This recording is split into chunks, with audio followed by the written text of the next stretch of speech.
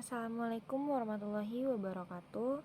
Perkenalkan, nama saya Anggita Syadatul Sofa dari kelas 07 TPLE 005 NIM 211011400463 akan mempresentasikan mengenai bisnis plan pada mata kuliah kewirausahaan.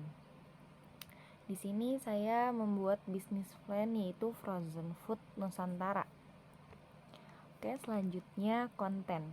Yang pertama ada pendahuluan, kedua ada aspek pasar, ketiga aspek produksi, empat aspek keuangan, yang kelima aspek organisasi dan manajemen, yang terakhir kesimpulan. Oke, yang pertama yaitu pendahuluan. Frozen Food Nusantara hadir sebagai solusi praktis untuk kebutuhan makanan harian dengan cita rasa khas Indonesia. Menggabungkan bahan baku berkualitas dan proses produksi yang higienis, kami menyediakan berbagai hidangan tradisional seperti rendang, ayam betutu, dan pepes ikan dalam bentuk makanan beku yang siap saji. Usaha ini bertujuan untuk memenuhi kebutuhan masyarakat modern yang menginginkan makanan lezat, sehat, dan mudah diolah. Selanjutnya ada dengan prospek pasar yang terus berkembang dan minat konsumen yang tinggi terhadap produk makanan praktis. Frozen Food Nusantara berkomitmen untuk menjadi merek terdepan dalam menyediakan makanan baku autentik Indonesia. Oke, selanjutnya ada aspek pasar.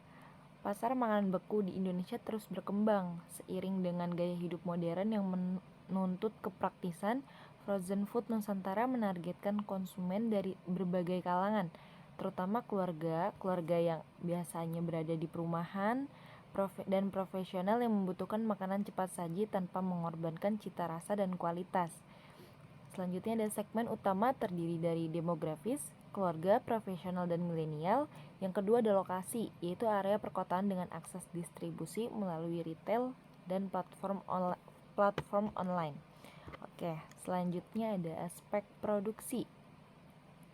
Di sini ada proses produksi utama, yaitu meliputi pertama, pemilihan bahan baku menggunakan bahan baku berkualitas tinggi dari pemasok lokal. Yang kedua ada pengolahan dan pembekuan. Di sini ada proses memasak dengan teknik tradisional, lalu dibekukan cepat untuk menjaga kesegaran dan cita rasa. Oke, yang ketiga, yang terakhir yaitu pengemasan. Produk dikemas dengan teknologi vakum untuk menjaga kebersihan dan ketahanan. Oke, selanjutnya ada aspek keuangan. Rincian singkat tentang aspek keuangan ini meliputi yang pertama ada modal awal, yaitu modal awal ini digunakan untuk pembelian peralatan awal untuk memasak, terus yang kedua bahan baku, selanjutnya itu pengemasan. Yang kedua ada proyeksi penjualan. Di sini proyeksi penjualan menargetkan pertumbuhan penjualan sebesar 20% per tahun seiring meningkatnya permintaan produk makanan beku. Yang ketiga ada biaya operasional. Biaya operasional yang biasa kita keluarkan setiap bulannya, yaitu termasuk bahan baku, distribusi, pemasaran, dan biaya produksi yang diatur untuk efisiensi. Oke, yang terakhir ada break-even point. Break-even point diharapkan tercapai dalam waktu 1,5 tahun dengan target penjualan dan kontrol biaya yang efektif. Oke. Selanjutnya ada aspek organisasi. Di sini resiko atau hambatan yang kita alami dalam penjualan ini yaitu yang pertama ada fluktuasi harga bahan baku, yaitu kenaikan harga bahan baku dapat mempengaruhi biaya produksi. Yang kedua, ada persaingan pasar. Pasar makanan beku yang kompetitif memerlukan inovasi dan strategi pemasaran yang kuat. Yang ketiga, ada perubahan preferensi konsumen. Tren makanan sehat dan alami dapat mempengaruhi permintaan produk. Yang terakhir, ada distribusi dan logistik. Kendala dalam distribusi, terutama di luar wilayah perkotaan, dapat mempengaruhi ketersediaan produk.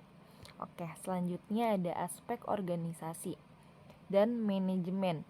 Oke, di sini tindakan alternatif yang kami lakukan yaitu yang pertama diversifikasi pemasok,